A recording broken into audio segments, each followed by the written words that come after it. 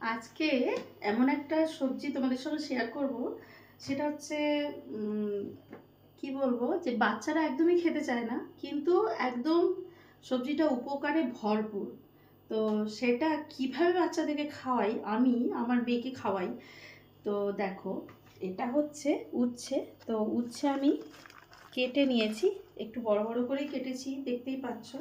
তো এটাকে আমি একটু মুচমুচে টাইপের ভেজে নেব, তো ও ওটা খেতে খুব পছন্দ করে। তো সেই জন্য দেখো, কোনো বাচ্চাই কিন্তু উচ্ছেটা খেতে চায় না।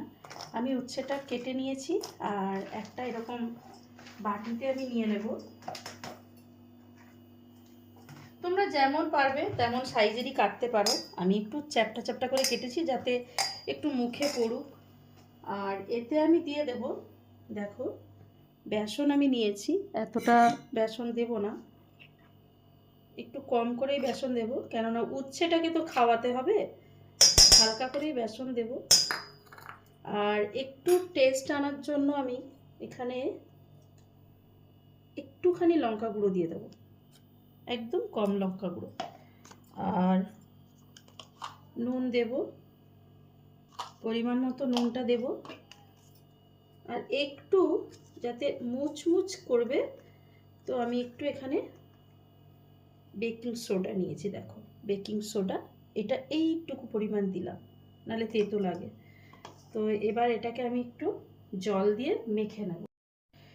তো এটাকে আমি একদম কম কম জল দিয়ে শুকনো শুকনোভাবে মেখে নেব, জাস্ট বেসনটা যেন গায়ে গায়ে লেগে যায়। এই দেখো, তেতো ভাবটাকে খাওয়াতে হবে। খেতে একদমই চাইবে না বাচ্চারা, কিন্তু তেতোটা খাওয়াতে হবে। এবার আমি এটাকে একটু রেখে দেবো, কেন নুনটা ঢুকবে, একটু নরম হবে, তারপরে কিন্তু আমি এটা ভেজে নেব। কড়াইতে আমি তেলটা দিয়ে দিয়েছি।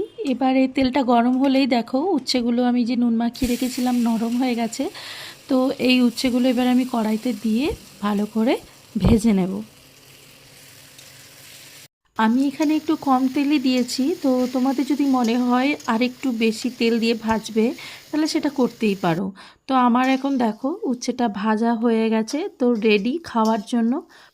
এভাবে একদিন উচ্ছেটা ভেজে দেখবে, বাচ্চারা অবশ্যই খুবই পছন্দ করবে।